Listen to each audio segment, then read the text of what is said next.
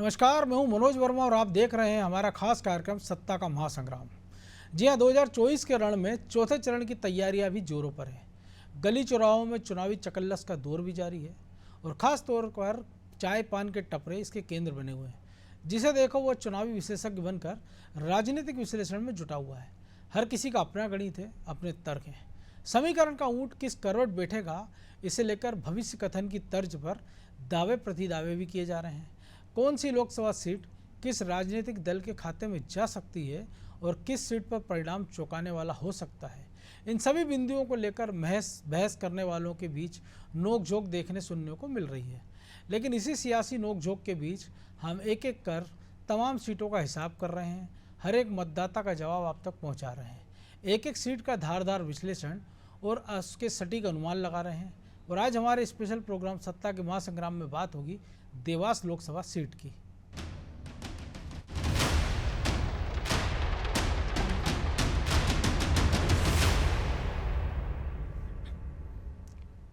तो देवास की सियासी तासीर थोड़ी अलग है।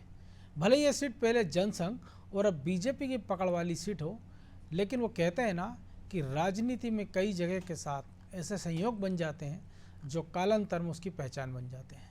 देवास के साथ भी कुछ ऐसा ही है। देवास संसदीय क्षेत्र का प्रतिनिधित्व ज़्यादातर बाहरी उम्मीदवारों ने किया। जब देवास उज्जैन संसदीय सीट का हिस्सा था तब उज्जैन के हुकुमचंद कछवाहा सांसद रहे।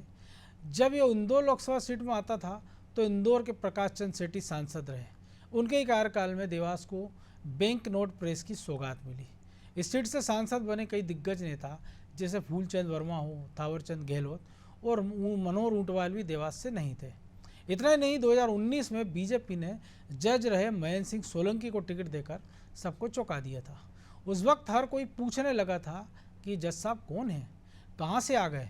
न पार्टी में कभी देखा, न मुलाकात हुई। बाद में बात सामने आई कि साध्वी प्रज्ञा सिंह ठाकुर का समर्थन होने के साथ ही महेंद्र सिंह सोलंकी का टिकट संघ के दखल से तय हुआ था। इसमें गौर करने वाली बात यह थी कि महेंद्र सिंह सोलंकी देवास विधानसभा क्षेत्र के निवासी जरूर हैं, लेकिन वे भी इंदौर और बाहर ही रहे।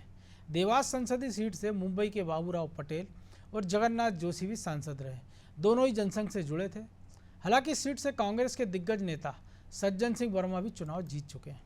हालांकि इस बार भी बीजेपी ने वर्तमान सांसद महेंद्र सोलंकी को टिकट दिया है, जिनकी टक्कर कांग्रेस के उम्मीदवार राजेंद्र मालवीय से होगी। लेकिन इस बार कौन किस पर भारी पड़ेगा, जनता के मन में क्या है, इसे समझने की कोशिश करते हैं। तो हमारे साथ हमारे सहयोगी देवास से हमारे रिपोर्टर जुड़ गए हैं। तो संजय, जमीनी मुद्दे क्या हैं और क्या हालात हैं देवास के? क्या इस बार इतिहास दोहराया जाएगा या बदलाव होगा?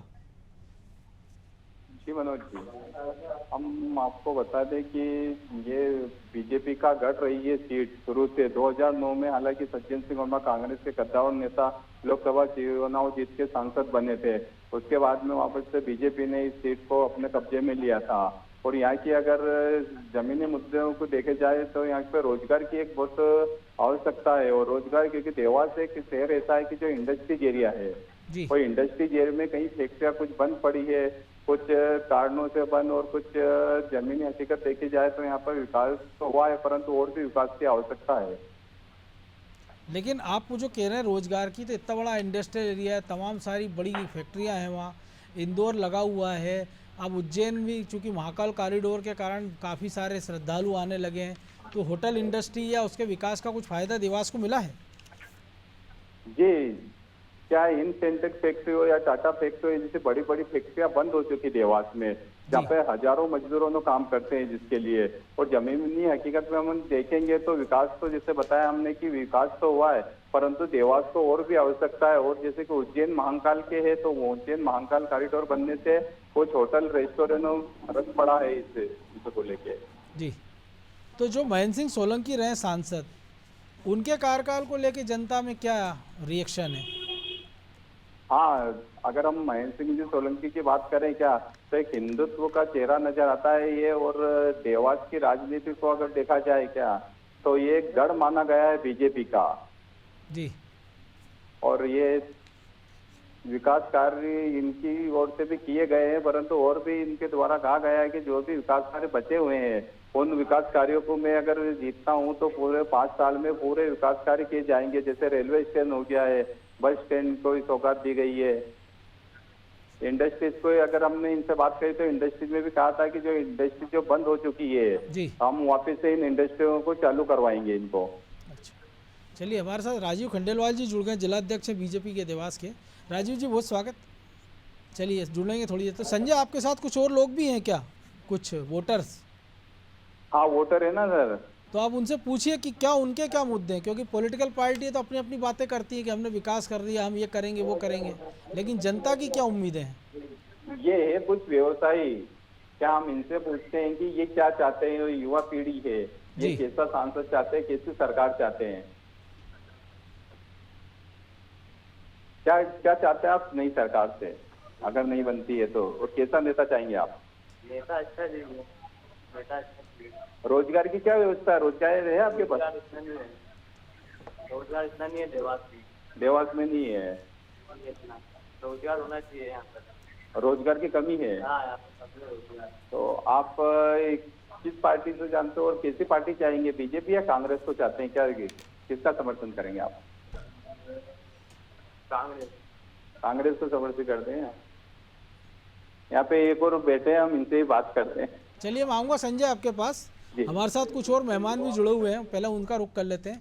जय सिंह जी, आपने सुना है कि रोजगार एक बड़ा मुद्दा है देवास में, और तमाम सारे मुद्दे आपकी सरकार में पहले भी आप गिनाते रहे हैं, लेकिन क्या कारण है कि सज्जन सिंह वर्मा के बाद लंबे समय से कांग्रेस को वहाँ सफलता नहीं मिल पाई देवास में, और इस बार आप क्या सोच रहे हैं? जय सिंह जी आवाज आ रही है आपको? हाँ आ रही, थोड़ी एक बार फिर से बोलिए।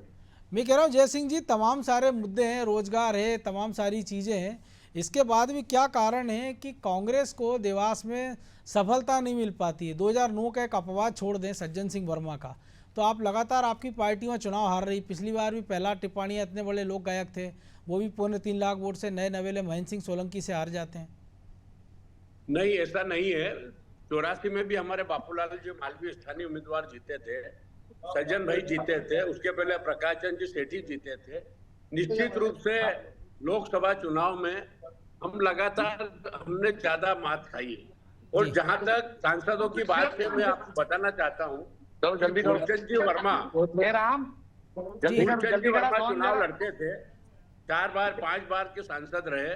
5 साल में सिर्फ चुनाव में वो आते थे, और उनके कार्यकर्ता ही कहते थे कि वो चुनाव में भी सिर्फ एक दिन रैली में निकलते थे और यूं करके हाथ जोड़ के निकल जाते थे।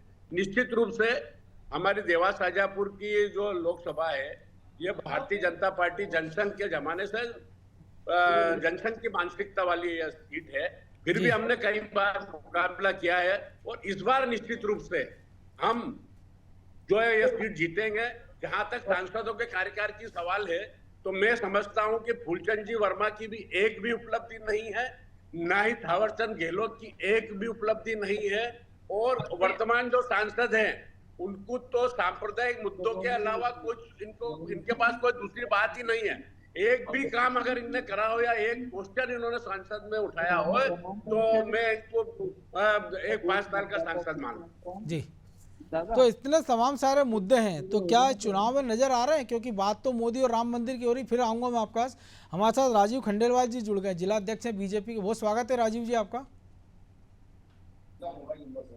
राजीव जी, आपने सुना जय सिंह जी कह रहे हैं कि जो आपके मौजूदा सांसद हैं, उन्होंने संसद में कोई आवाज नहीं उठाई देवास की, केवल सांप्रदायिक मुद्दों की राजनीति करते हैं वो। बिल्कुल गलत कह रहे हैं जय सिंह भैया, क्योंकि हमारे क्षेत्रीय सांसद ने 25,000 करोड़ रुपए के विकास कार्य देवास शाजापुर संसदीय क्षेत्र में करे।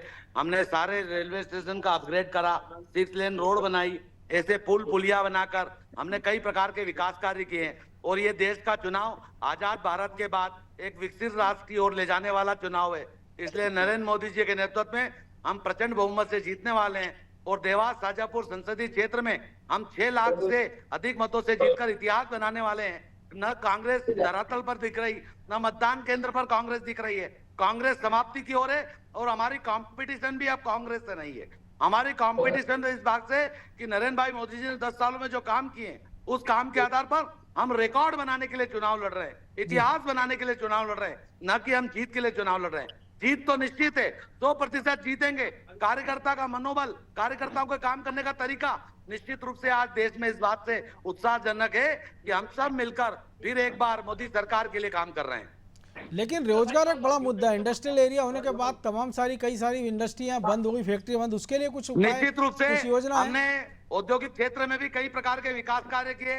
हमने उद्योगों को पानी, बिजली की सुविधाएं प्रदान की, सड़क, बिजली, पानी सब देने का काम किया। और आने वाले समय में हम बहुत अच्छे रूप में देवास का और आने वाले नए उद्यमियों को, नए उद्योगों को भी बहुत सारी जगह देकर उनको भी प्रोत्साहन देने का काम करेंगे। क्योंकि मोदी जी ने जिस प्रकार की नीति इस देश में निर्धारित की है, उससे हर युवा को रोजगार प्राप्त हो, वो अपना व्यवसाय प्रारंभ करे, अपनी इंडस्ट्रीज लगाए। ऐसा वातावरण आज देश में निरंतर दिख रहा है। जी, तो जयसिंह जी सुन लिया आपने, उन्होंने तो उपलब्धियां गिना दी और आप कह रहे हैं कुछ किया नहीं है। ये 25,000 करोड़ की उपलब्धि गिना रहे हैं। मेरा ये कहना है, जो एक रूटीन में जो काम होते हैं, ये हमारे कांग्रेस के टाइम की उपलब्धियां गिना रही है। जो रोड है, जो हमारा जो ब्रिज बना है, ये इनकी उपलब्धि गिना रहे हैं।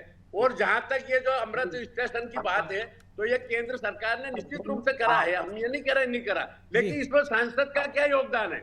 इन्होंने तो सेंट्रल में एक इनको बजट पास करा और ये फला देवास को भी अमृत स्टेशन में इन्होंने एक लेटर लिखा क्या?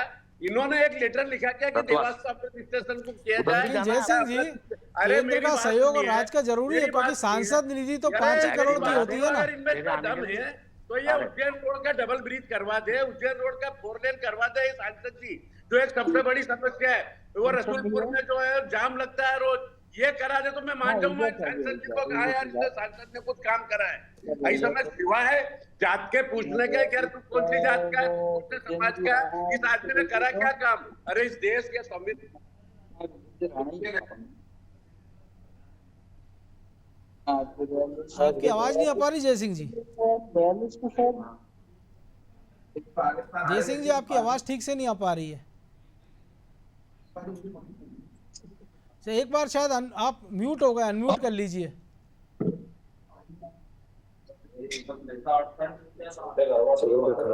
चलिए, हमारे साथ देवास से वरिष्ठ पत्रकार भी जुड़े हुए हैं, उन्हीं की तरफ रुख कर लेते हैं। तो तरुण जी, आपने दोनों को सुना है, आप नज़दीक से देख रहे हैं देवास को, कौन से मुद्दे हैं और इस बार क्या वाकई मोदी की लहर पे सब कुछ डिपेंड हो जाएगा? और पहले 2 चरण में जो वोटिंग परसेंटेज कम हुआ, क्या देवास शाहजहाँपुर संसदीय क्षेत्र में इसका प्रभाव देखने को मिलेगा? और मुद्दा वही है क्या, मोदी के चेहरे पे, राम मंदिर पे, या स्थानीय मुद्दे हावी होते दिख रहे हैं इस चुनाव में? मनोज जी, पहले तो मैं आपको थोड़ा सा करेक्ट कर लूं, मेरा नाम नितिन गुप्ता है। चलिए, हमारी वो शायद आपका नाम लिखने में कुछ गलती हुई है, मैं ठीक करा देता हूँ। जी नितिन जी। देखिए, देवास लोकसभा की जहां तक हम बात करें तो ये 1962 से ही एक तरह से जनसंघ का गढ़ बना हुआ है जी। यहाँ पर 1962 के बाद से अब तक सिर्फ 2 बार ही कांग्रेस यहाँ पर सफलता प्राप्त कर सकी है। 1984 में यहाँ पे स्थानीय उम्मीदवार बापूलाल मालवीय कांग्रेस से जीते थे। उसके बाद 2009 में सज्जन वर्मा इस क्षेत्र से संसद में गए। इसके अलावा लगातार इतने वर्षों से, लगभग 50-60 वर्षों से यहाँ पर जनसंघ का ये गढ़ बना हुआ है। जहां तक हम बात करें चुनाव के रुझानों की या जो माहौल है, कई कारण है जिसके कारण से लोकसभा में मतदान का प्रतिशत थोड़ा सा कम रहता है।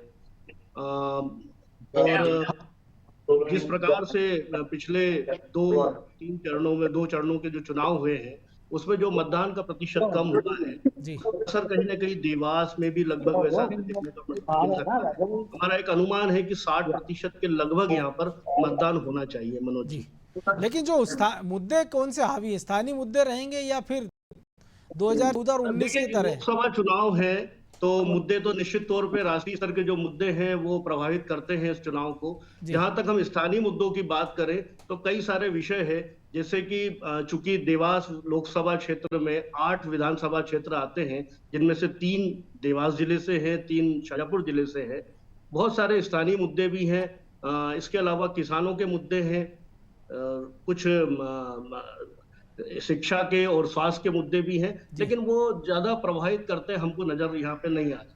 जी, चलिए, हमारे साथ राजेश यादव जुड़ गए, बीजेपी के नेता हैं। तो राजेश जी, मुद्दे स्थानीय तो हावी होते दिख नहीं रहे, लेकिन लगातार आपकी सरकार भी है और लगातार आपके सांसद भी रहे जब आपकी सरकारें नहीं थी, लेकिन उतना विकास हुआ नहीं है देवास शाजापुर संसदीय क्षेत्र का जितना होना था, ऐसा कांग्रेस का आरोप है। देखिए, कांग्रेस का काम अब सिर्फ आरोप लगाना बचा है। उनके पास आरोप के अलावा कुछ बचा ही नहीं। पिछले 5 सालों का इतिहास, या 2014 से जब से नरेंद्र मोदी जी ने सत्ता संभाली है इस देश की, उस 2014 के पहले का भारत और 2014 के बाद का भारत, इसका कंपैरिजन आप करेंगे तो निश्चित रूप से आपको सारी चीजें स्पष्ट रूप से नजर आई। और जहां तक देवास के विकास की बात है, तो जैसा भी माननीय जिलाध्यक्ष जी ने बताया, 25,000 करोड़ से अधिक के काम माननीय सांसद महेंद्र सिंह जी सोलंकी के माध्यम से हुए हैं। लेकिन कांग्रेस तो कह रही है सांसद का क्या योगदान है, वो तो केंद्र सरकार ने किया है। यदि कांग्रेस कहते हैं कि वो गलत है, तो सूची को कहीं ना कहीं हमको अप्रमाणित करके बता दें। प्रमाण दिया हमने तो कि इतने काम हमने 25,000 करोड़ के पूरी देवास लोकसभा में कराए। जी जयसिंह जी, और जवाब दीजिए। आगे भी अभी एक रसूलपुर ब्रिज की बात की थी, मैं जिस समय प्राधिकरण अध्यक्ष था, माननीय सांसद जी के माध्यम से हमने सेतु निगम से बातचीत की है, उसका प्लान तैयार कराने की प्रोसेस शुरू हुई थी और ये आचार संहिता लगी, लेकिन तत्काल आचार संहिता के बाद रसूलपुर ब्रिज भी आपके सामने निश्चित रूप से बनकर तैयार होगा। जी चलिए, जयसिंह जी कुछ कह रहे थे आप अनम्यूट कर लीजिए, आप म्यूट हो गए, आपकी आवाज नहीं आ रही है।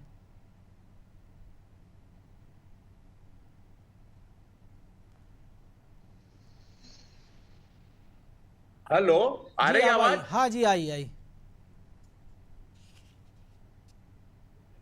फिर आवाज चली गई आपकी। मैं लौटूंगा आपके पास फिर से। लेकिन राजेश भाई, वो तो कह रहे हैं कि सांसद का क्या योगदान है? 25,000 करोड़ के जो काम हुए हैं, जो अमृत योजना में स्टेशन मुझे का एक बात विकास हो रहा बताइए, है। देवास में भाजपा के सांसद हैं जिनके एक वोट से नरेंद्र भाई मोदी को भी ताकत मिली है। वो वहां पर सांसद के लिए अब प्रधानमंत्री का चयन होता है तो सांसदों के वोट गिनाते हैं। देवास का सांसद भी दिल्ली पहुंचा है तो स्वाभाविक रूप से नरेंद्र भाई मोदी प्रधानमंत्री बने हैं, केंद्र में भाजपा की सरकार बनी है। यदि केंद्र सरकार कोई राशि भेजती है और उसका लाभ देवास लोकसभा को मिलता है तो उसमें योगदान किसका? कांग्रेस का योगदान कहलाएगा क्या? योगदान तो देवास के सांसद माननीय महेंद्र सिंह सोलंकी का ही कहलाएगा ना।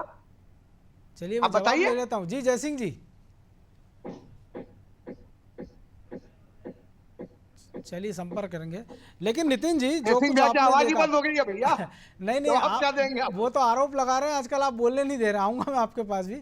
लेकिन नितिन, जो मुद्दों की बात है, विकास की बात है, लेकिन कई बार ऐसा होता है, हम देखते हैं कि जो 2-3 लोकसभा क्षेत्रों में कोई संसदीय क्षेत्र जिलों में फैला रहता है, तो किसी एक जिले की उपेक्षा हो जाती है, किसी एक जिले में डेवलपमेंट हो जाता है। क्या देवास शाजापुर संसदीय क्षेत्र में भी ऐसा कुछ देखने को मिल रहा है? क्योंकि इसमें भी कई सारे जिले जुड़े हुए हैं। इस तरह की चीजें भी देखने को आती है। हालांकि काम सभी जगह पे हो रहे हैं, लेकिन यहाँ पे कुछ छोटे छोटे स्थानीय मुद्दे हैं। जैसे देवास लोकसभा के 8 विधानसभा क्षेत्रों में से 4 विधानसभा क्षेत्रों में आज तक रेलवे लाइन नहीं पहुंची है, वहां पे रेलवे स्टेशन नहीं है, ट्रेन की पहुंच नहीं है जी। इसके अलावा किसानों के भी कई मुद्दे हैं, शिक्षा के मुद्दे हैं। यहाँ पर मेडिकल कॉलेज, इंजीनियरिंग कॉलेज के मुद्दे हर जगह से उठते आए हैं। इसके अलावा स्वास्थ्य सुविधाओं को लेकर भी समय समय पर बातें उठती आई है मनोज जी। लेकिन ये जो महाकाल कॉरिडोर का कुछ फायदा मिला है क्या देवास संसदीय क्षेत्र में, कि सड़कें चौड़ी हो गई हैं, श्रद्धालु आए हैं, तो होटल या टूरिस्ट इंडस्ट्री को कुछ फायदा हुआ देवास की? पर्यटन को लेकर जरूर देवास को इसका लाभ मिलने लगा है, क्योंकि देवास भी पर्यटन के मानचित्र पर कहीं ना कहीं एक अपना प्रमुख मुकाम रखता है। यहाँ पर चामुंडा देवी का एक बड़ा प्राचीन और हमारे यहाँ प्रसिद्ध स्थल है। तो यहाँ पर पर्यटन की दृष्टि से अगर हम देखें तो पिछले 1-2 सालों में यहाँ पे काफी बढ़ोतरी हुई जी। जी जयसिंह जी, आवाज मिल रही है अब आपको मेरी? हाँ मिल रहा है जी जयसिंह जी। तो आपने सुना था राजेश यादव जी ने, राजेश जी ने जो कुछ कहा उसका आप जवाब देने वाले थे कुछ? मेरा ये कहना था जी कि जो सांसद जी जो उपलब्धि गिना रहे हैं वही उपलब्धि विधायक जी गिना रही है ना। अच्छा, और एक बात और मैं कहना चाहता हूँ कि राजेश जी कह रहे हैं कि हम जीतेंगे बहुत ज्यादा वोटों से, 6 लाख वोटों से जीतेंगे। इनकी पार्टी का कई वर्कर, मैं भी 3 दिन से अभी चुनाव में घूम रहा हूँ लगातार, इनकी पार्टी में इतना असंतोष है सांसद के खिलाफ कि इनके साथ कोई नहीं जा रहा। एक भी विधायक इनके साथ नहीं है, 6 में से 8 विधायकों में से। तो ये कहां से चुनाव जीत जाएंगे? इस बार निश्चित रूप से राजेंद्र मालवीय हमारे राधा किशन मालवीय के सुपुत्र है, भलाई समाज को उनका अच्छा प्रभाव है। सारे कांग्रेसी हम एकजुट होकर काम कर रहे हैं और इस बार हमारी कांग्रेस की सीट फिर से 84 और 9 के बाद फिर हम इस बार चुनाव में जीते। लेकिन जयसिंह जी और ऐसा नहीं जहां है तक कि ये विकास का आप है, उनके फिर मैं एक बार आरोप लगाना चाहता हूँ मैं एक कि मिनट मेरा एक जवाब भी तो- सांसद ने जी मैं ये कह रहा हूं कि आप उनके कार्यकर्ताओं पे नजर क्यों रख रहे हैं? आप अपने प्रत्याशी पे रखिए, क्योंकि इंदौर में जो कुछ हुआ सबने देखा है। नहीं, हमारा प्रत्याशी खानदानी कांग्रेसी है, और तो इंदौर में भी जो देखा है वो लोकतंत्र का जो चीरहरण हुआ है। पत्रकार जी, आप भी देखिए, धीरे धीरे आप लोगों का भी चीरहरण होना शुरू हो जाएगा अगर इसी ढंग से चलती रही तो। निश्चित रूप से इंदौर में धौंस झपट करके उन पर पुराने प्रकरण निकला के, और जैसे तैसे एन प्रकरण, जिस तरह से लोकतंत्र का चीरहरण हुआ है वह इंदौर के इतिहास में काले धब्बे के रूप में लिखा जाएगा। इस तरह से लोकतंत्र जो जब देश को हमारी कांग्रेस के महान स्वतंत्रता सेनानियों ने आजाद कराया है, और इस देश को लोकतंत्र दिया है कि हर आदमी अपना आप में राजा है, तो इस तरह से लोकतंत्र का चीरहरण हो रहा है। लेकिन आपकी पार्टी, आप भी बार बार कह रहे हैं कि आपने अंग्रेजों को हराया, आप डरते नहीं है, तो फिर आप कहते हैं ईडी सीबीआई से हमको डरा रहे हैं, एक प्रकरण दर्ज करके हमको तो डरा डर रहे हैं? अरे कहाँ डर रहे हैं? मेरी बात सुनिए, मोदी जी सुन लो, आप एक मेरी बात सुन लिया आप। मोदी जी आजकल दो चीज में चल रहे हैं, मोदी जी की गारंटी और भ्रष्टाचार। अरे भ्रष्टाचार तो इनका ही देखिए ना, अभी चीफ जस्टिस ऑफ इंडिया ने उजागर करा है, खुलेआम ये पकड़े गए हैं भ्रष्टाचार में। इससे बड़ा भ्रष्टाचार, इलेक्ट्रोल बॉन्ड का चंदा तो आपने भी लिया, आपकी पार्टी को भी मिला है बड़ी संख्या में। जवाब ले लेता हूँ राजेश जी से। अरे 140 लोगों पर इन्होंने छापे डाले, नेताओं पर 140, उसमें से 121 की जो मोदी जी की जो लॉन्ड्री है उसमें धोखे पाक साफ कर दिया। और अभी आपके सामने अजित पवार का उदाहरण है कि इन्होंने अजित पवार के किस तरह से 70,000 करोड़ का इन्होंने आरोप लगाया था और उनको क्लीन चिट दी। मैं राजेश जी से जवाब ले लेता हूँ। राजेश जी, तो ये तो सबसे बड़ा, आप एक तो लोगों को डरा धमका रहे हैं और आपकी लॉन्ड्री में दागी नेता धुल जाते हैं, और इसी कारण को सबसे पहले तो एक बात बता दूं जी, पिछले 1 महीने से मैं माननीय सांसद जी के जनसंपर्क प्रभारी के रूप में साथ घूम रहा हूं। 8 विधानसभा में 8 जगह माननीय विधायकगण पूरी ताकत के साथ, पूरी मेहनत के साथ माननीय सांसद जी के साथ जनसंपर्क कर रहे हैं। जनसंपर्क सांसद जी के साथ तो कर ही रहे हैं, अकेले स्वयं के जनसंपर्क भी, जहां तक जो 2300 गांव है पूरे लोकसभा में, हर जगह सांसद जी पहुंच नहीं सकते। बचे हुए गांवों में विधानसभा स्तर पर विधायक अपने अपने गांव में जनसंपर्क करने जा रहे हैं। ऐसी स्थिति ये बोल रहे हैं विधायक साथ नहीं है। दूसरी बात, जहां तक ये बाकी चीजों की बात कर रहे हैं कि कोई कार्यकर्ता नहीं दिख रहा है, कार्यकर्ताओं की पूरी फौज देवास के हर वार्ड में प्रतिदिन 2-2, 3-3 वार्डों में जनसंपर्क चल रहा है। आप फेसबुक वॉल पर लगातार उसकी चीजें, अरे राजेश भाई, सिर्फ तुम्हारी टीम काम कर रही है। अरे सिर्फ तुम्हारी टीम काम कर रही है। हम भारतीय जनता पार्टी के कार्यकर्ता में हूँ, मेरी पूरी टीम भारतीय जनता पार्टी की है, इसमें भारतीय जनता पार्टी काम कर रही है। हमारी और तुम्हारी हमारे नहीं रहता, हमारी और तुम्हारी हमारे उसमें नहीं रहता। हम संगठन के लोग हैं, संगठन के साथ कमल का फूल हमारा उम्मीदवार रहता है, हम उसके लिए काम करते हैं और हम पूरी ताकत के साथ लगे और हम चैलेंज दे रहे हैं। अरे कल ही बावड़िया में गया था, वो आपके लोग हैं, बस वही लोकसभा काम का कर रहे चुनाव हैं। जीतेंगे। लोग तो 6 की बात कर रहे हैं, मैं 7 लाख का चैलेंज दे रहा हूँ। 7 लाख वोटों से देवास का लोकसभा चुनाव भारतीय जनता पार्टी जीतेगी। तो राजेश भाई, आपको तो धन्यवाद देना चाहिए ठाकुर साहब को कि कम से कम आपका तो ध्यान रख रहे हैं, तारीफ कर रहे हैं कि आप इकलौते तो उनका प्रचार कर रहे हैं। ये भारतीय जनता पार्टी ने 2 फाड़ करने की बात करा, लेकिन हम 2 फाड़ वाले लोग नहीं है, हम मिलाने वाले लोग हैं, हम जोड़ने वाले लोग हैं, और पूरा संगठन एकजुट होकर चुनाव लड़ रहा है। यहाँ अकेले महेंद्र सिंह सोलंकी चुनाव नहीं लड़ रहे हैं, भारतीय जनता पार्टी का एक कार्यकर्ता महेंद्र सिंह सोलंकी बनकर चुनाव लड़ रहा है इस देवास लोकसभा क्षेत्र में। और 8 विधानसभा, आपके यहाँ तो अपने प्रत्याशी को अकेला छोड़ दिया है ना, कोई बड़ा नेता पहुंचा है ना, प्रदेश का कोई बड़ा नेता प्रचार के लिए आया? नहीं, आप किसी बात करो, सारे बड़े नेता हमारे यहाँ प्रदेश स्तरीय नेता है। सज्जन सिंह वर्मा जी, हुक्म सिंह जी कराड़ा जी, सारे तो हमारे प्रदेश स्तरीय नेता है। हमारा उधर कुणाल लगा हुआ चौधरी, मैं खुद कल 3 दिन से हम उनका प्रत्याशी के साथ थे देवास विधानसभा में, और बहुत ही बढ़िया हमारा जनसंपर्क हुआ है।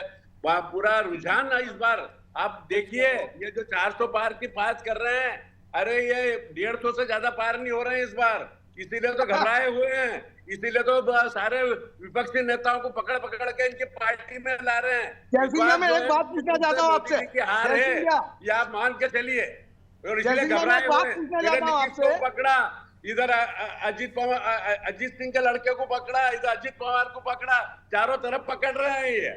इनको जय सिंह इस भैया, बार इनका हम कांग्रेस मुक्त भारत का निश्चित सपना रूप से संजो के बैठे बिहार, हैं, कर्नाटक करके से हार रहे हैं, रहेंगे। महाराष्ट्र से हार रहे हम हैं, तो चाह रहे बिहार हैं से आप हार हमारे रहे पास आ जाओ। हैं, सब पूर्वी वो प्रदेश को से वो हार तो रहे हैं, आपको सब भी जगह जय से सिंह हार रहे भाई, हैं, हरियाणा से हार रहे जय हैं। सिंह हम तो जी, चाह रहे हैं आप भी हमारे पास आ जाओ जय सिंह भैया। वो हम तो तो आपको चाह भी रहे हैं ऑफर आप दे भी रहे हैं। जाओ, वहाँ दम नहीं हम बचा तो आप कुछ भी। कट्टर कांग्रेसी हूँ मैं, कभी कांग्रेस का महात्मा आप गांधी के भाजपा पर विचारों आरोप के लगा रहे हैं। कांग्रेसी हम, इंदिरा गांधी के विचारों के कांग्रेसी हैं। मैं 8 विधानसभा में घूम रहा हूँ ना, हुकुम सिंह की खरारात दिखे मुझे कहीं, ना विशाल जी दिखे मुझे कहीं, किसी भी विधानसभा में ना आपके आस्था में कोई आपका बड़ा नेता मुझे नजर आया काम करते हुए, ना सोनकच्छ में सज्जन वर्मा जी देवास में दिख रहे, सोनकच्छ में कहीं नजर नहीं आए, ना आपके शाजापुर में कोई दिखा, ना सुजालपुर में कोई दिखा। रामवीर सिंह सिकरवार गायब है, जोशी ये जी आपके आपके लिए तो गायब अच्छी है, स्थिति कोई भी है ना? किसी भी विधानसभा में एक भी बड़ा कांग्रेसी नेता यादव जी, ये तो राजन आपके लिए मालवीय के अच्छी साथ स्थिति कहीं है। नजर अगर नहीं आ रहा, आप हम पे आरोप लगा रहे हैं। पहले ये तो- अपने खुद को भी तो झांकिए भाई अगर साहब। अगर कोई नहीं दिख रहा है तो आपके लिए अच्छी स्थितियां है ना। हाँ? अगर कांग्रेस का कोई नेता नहीं दिख रहा है फील्ड में तो ये तो आपके लिए अच्छी स्थिति है, आपको चिंतित मैं नजर आ बता रहा रहा है। हूँ, ये आरोप लगा रहे थे ना भैया कि विधायक उन्होंने नहीं दिख रहा भाजपा के। भाजपा के 8 विधायक पूरी ताकत के साथ काम में लगे हैं। महेंद्र सिंह सोलंकी जहां नहीं जा पा रहे हैं वहां पर वो विधायकगण जनसंपर्क कर रहे हैं। मैं तो कांग्रेसियों की बात कर रहा हूँ कि पहले अपने गिराबान में झांके। इनका कोई भी नेता राजन मालवीय को अकेला पटक दिया है, और राजन मालवीय जी भी अपना पेट्रोल पंप संभाल रहे हैं, वो भी सोच के बैठ गए कि ये तो गए। चलिए, वक्त स्वीकार इतना ही था। करके आप बैठ गए सभी अभी सभी मेहमानों का बहुत बहुत धन्यवाद अनादि टीवी से जुड़ने के लिए। तो देवास शाजापुर संसदीय क्षेत्र के क्या मुद्दे हैं, नेता क्या राय रखते हैं और ज़मीनी हकीकत क्या है, इससे आप रूबरू हुए हैं। और लगातार जो हमारी कोशिश है कि हर एक सीट का आपको स्कैन करके बताएं कि कौन से मुद्दे हैं, कौन उम्मीदवार हैं, क्या समीकरण हैं। और सत्ता के महासंग्राम में फ़िलहाल इतना ही। आप देखते रहिए अनादि टीवी। नमस्कार।